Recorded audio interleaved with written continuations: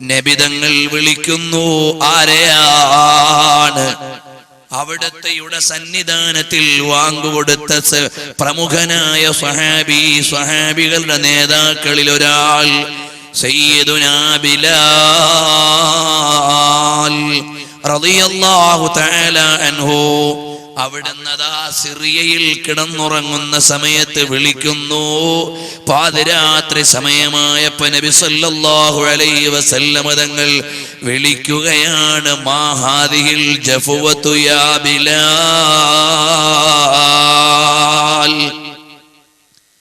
ഇതെന്ത് പിണക്കമാണ് ബിലാലേ? അമാ ആന ലക അൻ തസൂറനി യാ ബിലാൽ, ഇനിയും എൻ്റെ അടുക്കലേക്കൊന്ന് വരാനായില്ലേ ബിലാലേ? എന്നോട് പിണങ്ങിപ്പോയോ ബിലാലേ എന്ന് പറയുന്ന സമയത്ത് ബിലാൽ ഇബ്നു റബാഹ് റളിയല്ലാഹു അൻഹു രാത്രി തന്നെ എഴുന്നേറ്റ് പുറപ്പെടുന്നു. ഇലാ മദീനത്തി റസൂലില്ലാഹി സല്ലല്ലാഹു അലൈഹി വസല്ലം തങ്ങളുടെ മദീനയിലേക്ക് സഞ്ചാരം നടത്തുകയാണ്. ഈ പരാമർശത്തെ എടുത്തു വെച്ചുകൊണ്ട് മഹാന്മാര് പറയുന്നു, ശിഫാഉൽ ഫുആദിലും അതുപോലെ തന്നെ അസ്സിയാറത്തുൻ നബവിയ്യ ബൈനസ് സുന്നത്തി വൽ ബിദ്അ തുടങ്ങിയുള്ള രചനകളിലെല്ലാം മഹാന്മാരായ സമീപകാല പണ്ഡിതന്മാർ മുഹമ്മദ് മാലിക്കി തങ്ങളെ പോലെയുള്ളവർ വിശാലമായ ചർച്ച നടത്തിയിട്ട് പറയുകയാണ്, നബി സല്ലല്ലാഹു അലൈഹി വസല്ലം തങ്ങൾ ബിലാൽ തങ്ങളെ വിളിച്ചില്ലേ? ആ വിളി അനുസരിച്ച് ബിലാൽ ഇബ്നു റബാഹ് തങ്ങൾ വന്നില്ലേ? ഈ സംഭവം അവിടെയുള്ള സ്വഹാബികളോട് പങ്കുവച്ചില്ലേ? ഇതെല്ലാം നബി സല്ലല്ലാഹു അലൈഹി വസല്ലം തങ്ങളുടെ സിയാറത്തിന് വേണ്ടി ഒരുങ്ങി പുറപ്പെടാനും യാത്ര തിരിക്കാനും അതുപോലെ തന്നെ അവിടുന്ന് സംഘമായി പോകാനും എല്ലാമുള്ള തെളിവാണ് എന്ന മഹാന്മാര് രേഖപ്പെടുത്തുമ്പോൾ ആ ഹബീബായ നബി സല്ലല്ലാഹു അലൈഹി വസല്ലം തങ്ങളുടെ മദീനയിലേക്ക് വന്ന് നബി സല്ലല്ലാഹു അലൈഹി വസല്ലം തങ്ങളോട് പ്രണയം പറഞ്ഞ എത്രയോ മഹാന്മാരാണ് ചരിത്രത്തിൽ കാണുന്നത്. ഒന്ന് രണ്ട് കാര്യങ്ങൾ ലളിതമായി പറയാം. സറാപ്പാ ചമൻ ഹേ ദിയാറേ മദീന ദവാമാശനാ ഹേ ബഹാറേ മദീന. അന്തരീക്ഷം ആദരപൂർണമാണ്, മണൽത്തരികൾ മഹോന്നതമാണ്. മദീനയുമായി ബന്ധപ്പെട്ടത് മുഴുവനും വരിഷ്ഠമാണ്, വിശിഷ്ടമാണ്, ആദരണീയമാണ്. പവിത്രതയുടെ മാല്യമില്ലാത്തതൊന്നും മദീനയോട് ചേർക്കാനില്ല. കാരണം പരിശുദ്ധമായ മദീനയിൽ കിടന്നുറങ്ങുന്നതാരാണ്? ഖിയാറും മിൻ ഖിയാരിൻ മിൻ ഖിയാർ, ഉന്നതരിൽ ഉന്നതരിൽ ഉന്നതരാണ്, തെരഞ്ഞെടുക്കപ്പെട്ടവരിൽ തെരഞ്ഞെടുക്കപ്പെട്ടവരിൽ തെരഞ്ഞെടുക്കപ്പെട്ടവരാണ്, മഹോന്നതരിൽ മഹോന്നതരിൽ മഹോന്നതരാണ്. ലോകത്തിന്റെ നേതാവ് മുഹമ്മദ് മുസ്തഫ സല്ലല്ലാഹു അലൈഹി വസല്ലം തങ്ങളോടടുക്കാൻ സ്ഥാനത്തിലാരുമില്ല. ആ നബി സല്ലല്ലാഹു അലൈഹി വസല്ലം തങ്ങൾ കിടക്കുന്ന മദീനയാണല്ലോ.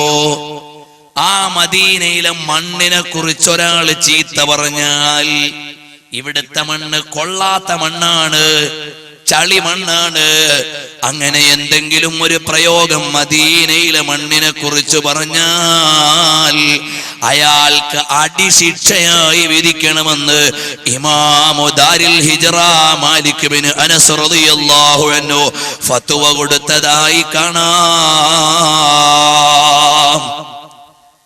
അങ്ങനെയുള്ള മദീനയാണ് നമ്മുടെ പരാമർശം. ആ മദീനയിൽ കിടക്കുന്ന നബി സല്ലല്ലാഹു അലൈഹി വസല്ലം തങ്ങൾ ലോകത്തുള്ള എല്ലാവരുടെയും ചലനങ്ങൾ അറിഞ്ഞുകൊണ്ടിരിക്കുകയാണ്. ലോകമാലോകരുടെ മുഴുവനും ചലനങ്ങൾ അവിടെ വെളിവാക്കപ്പെടുകയാണ്. ആ ഹബീബ് സല്ലല്ലാഹു അലൈഹി വസല്ലമ തങ്ങളോട് വിശ്വാസികൾക്കുള്ള കടപ്പാടെന്ന് പറഞ്ഞാൽ ഒരു രാഷ്ട്രീയ നേതാവിനോട് അനുയായികൾക്കുള്ള ബന്ധമല്ല, ഒരു സാംസ്കാരിക നായകനോട് അനുയായികൾക്കുള്ള ബന്ധമല്ല, ലോകത്തുള്ള എല്ലാവരെക്കാളും വലിയ ബന്ധമാണ് നബി സല്ലല്ലാഹു അലൈഹി വസല്ലമ തങ്ങളോടുള്ള ബന്ധം. അതുകൊണ്ടാണ് നബി സല്ലല്ലാഹു അലൈഹി വസല്ലം തങ്ങളോടുള്ള ബന്ധത്തെക്കുറിച്ച് ഖുർആൻ പഠിപ്പിക്കുന്നു. അന്നബിയു ഔലാ ബിൽ മുഅ്മിനീന മിൻ അൻഫുസിഹിം വഅസ്വാജുഹു ഉമ്മഹാതുഹും. നബി സല്ലല്ലാഹു അലൈഹി വസല്ലം തങ്ങളോടുള്ള ബന്ധമെന്ന് പറഞ്ഞാൽ ഓരോരുത്തർക്കും അവരുടെ ശരീരത്തോട് ആത്മാവിനോടുള്ള ബന്ധത്തെക്കാൾ വലുതാണ്. ആധുനിക യുഗത്തിൽ പരിഷ്കാരത്തിന്റെ പറുദീസകളിൽ പ്രവാചക പ്രവീണരുടെ തിരുചര്യകളെ അവഗണിച്ചുകൊണ്ട് പുരോഗമനത്തിന്റെ പേരു പറഞ്ഞ് അപകടകരമായ ജീവിതത്തിലേക്ക് പോകുന്ന എന്റെ ശബ്ദം ശ്രവിക്കുന്ന സമൂഹത്തിലെ പ്രതിനിധികളുണ്ടോ? മോനെ, എന്റെയും നിങ്ങളുടെയും ഈ ആത്മാവിനേക്കാൾ വലിയ ബന്ധമാരോടാണ്? ജാനദേ ദോ दीदार पर लुत्फ उनका आम हो ही जाएगा. चमन में समन, समन में बपन, बपन में दुल्हन तुम्हारे लिए. വശംസോ ഖമർ. ഈ ഇവിടെയുള്ള പ്രപഞ്ചത്തിലുള്ള എല്ലാ വസ്തുവകകളും ചരാചരങ്ങളും ആർക്കു വേണ്ടിയാണ്? ആരുടെ അനുമോദനത്തിന് മാല്യങ്ങളെയാണ് ഏറ്റുവാങ്ങിയിട്ടുള്ളത്? സൂര്യനോട് ചോദിക്കുക, ആർക്കു വേണ്ടിയാണ് ഈ പ്രപഞ്ചത്തിൽ ഉദിച്ചത്? വർണ്ണനയല്ല, അവിടുന്ന് ദാർശനികമായ തലത്തിൽ ആലോചിച്ചു നോക്കുക. ഞാൻ അനുസരിച്ച് പോകുന്നത് ലോകത്തിന്റെ നേതാവ് സയ്യിദി മുഹമ്മദുർ റസൂലുള്ളാഹ്. ചന്ദ്രനോട് ചോദിക്കുക, സൂര്യനോട് ചോദിക്കുക, ചരാചരങ്ങളോട് ചോദിക്കുക, അന്തരീക്ഷത്തോട് ചോദിക്കുക, പ്രപഞ്ചത്തിലെ എല്ലാ കണികകളോടും ചോദിക്കുക ഹബീബായ നബിയേ. അതാണ് മഹാനായ ഇമാം അഹ്മദ് റിളാ ഖാൻ തങ്ങൾ പറഞ്ഞു, അല്ലയോ ചന്ദ്രനെ, നീ മദീനയിൽ വന്നിത്ര മേലെ ഇങ്ങനെ ഉദിച്ചു നിൽക്കാൻ പാടുണ്ടോ? താഴെ കിടക്കുന്നത് അതിനേക്കാൾ വലിയ പ്രഭാവമായ അബ്ഹാമിനൽ ഖമരി താമ്മി യാ റസൂലല്ലാഹ്. നിന്നേക്കാൾ പ്രഭാവമുള്ള ആൾ നേതാവായ നബി സല്ലല്ലാഹു അലൈഹി വസല്ലം തങ്ങൾ ഖബർ ശരീഫിന്റെ ഉള്ളിൽ കിടക്കുമ്പോ, അല്ല ചന്ദ്രൻ, നീ എന്തിനാണ് ഇത്രയും വലിയ ഗമ കാണിച്ച് മുകളിൽ കയറി നിൽക്കുന്നത്? അപ്പൊ ചന്ദ്രൻ പറയുകയാണ്, ഞാനങ്ങ് മേലെ എത്തുമ്പോഴാണ് അറിയുന്നത് എന്റെ ഹബീബിന്റെ മുമ്പിൽ ഇത് അദബ് കേടാണെന്ന്. ആ അദബ് കാണിക്കാനാണ് ഞാൻ ചെറുതായി ഒരു വര പോലെ പിന്നെയും മാറുന്നത്.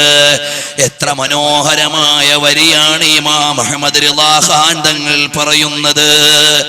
ആകാശത്തോട് ഭൂമി പറയുകയാണ്, അല്ലയോ ആകാശമേ, നീ മേലെയാണെന്ന് വിചാരിച്ച് ഗമനടിക്കേണ്ടതില്ല. എന്റെ പള്ളയിലാണ് കിടക്കുന്നത് ലോകത്തിന്റെ നേതാവ്, ആഖായേ നാംദാർ താജ്ദാറേ മദീന, സർവറേ ആലം സർക്കാരേ ദോ ആലം നൂറേ മുജസ്സം മുഹമ്മദ് മുസ്തഫ സല്ലല്ലാഹു അലൈഹി വസല്ലം തങ്ങൾ എന്റെ പള്ളയിലാണ് കിടക്കുന്നത്. എന്നിട്ട് ആകാശമേ, നീ മുകളിലാണെന്ന് പറഞ്ഞ് ഗമനടിക്കേണ്ടതില്ല. ഹബീബന്റെ പള്ളയിലാണ്, നിന്റെ മുതുകിലല്ല. വിശാലമായി ഞാൻ കിടക്കുന്നില്ല.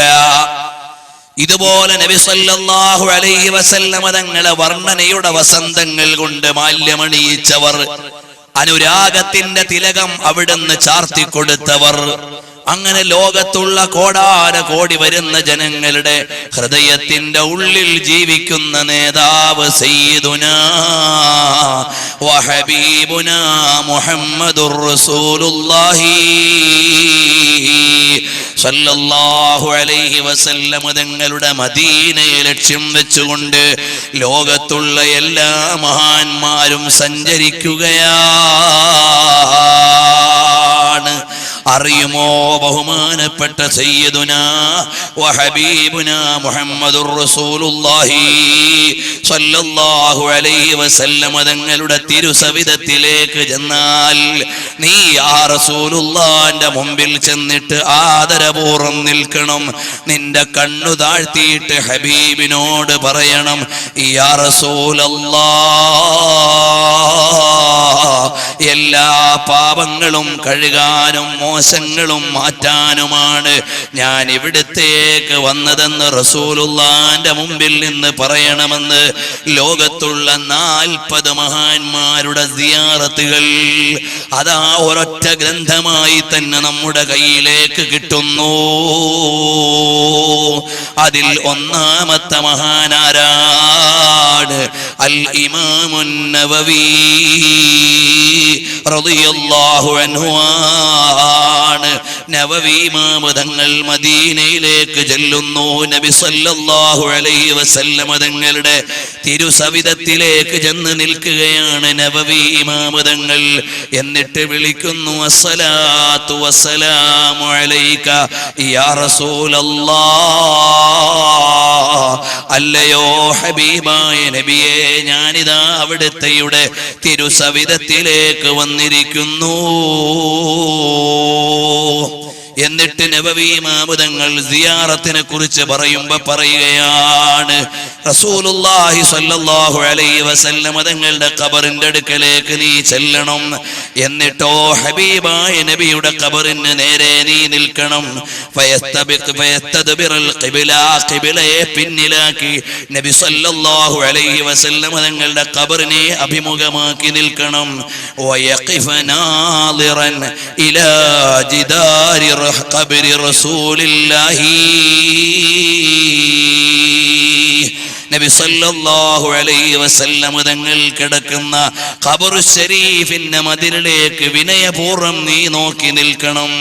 എന്നിട്ട് സലാം പറഞ്ഞിട്ടൊരു 4 അടി ഇങ്ങോട്ട് മാറി നിന്ന് ഹബീബായ നബിയുടെ തിരുസവിധത്തിൽ അവിടുത്തെയുടെ മുമ്പിൽ അവിടുത്തെ അഭിമുഖീകരിച്ച് അല്ലാഹുവിനോട് ദുആ ചെയ്തോ മോനെ. ഇന്ന് ലോക വൈജ്ഞാനിക ചക്രവാളത്തിലെ കിരീടം വെക്കാത്ത രാജാവ്, സൂക്ഷ്മാലുവായ പണ്ഡിത തേജസ്വി, ജീവിച്ചതിനേക്കാൾ വലിയ വിപ്ലവം വൈജ്ഞാനിക ലോകത്ത് നടത്തിയ മഹാൻ, എല്ലാ വൈജ്ഞാനിക ശാഖകളിലും അഗ്രേസരന്മാരുടെ ഗണത്തിൽ പരിഗണിക്കപ്പെടുന്ന അൽ ഇമാമുൻ നവവി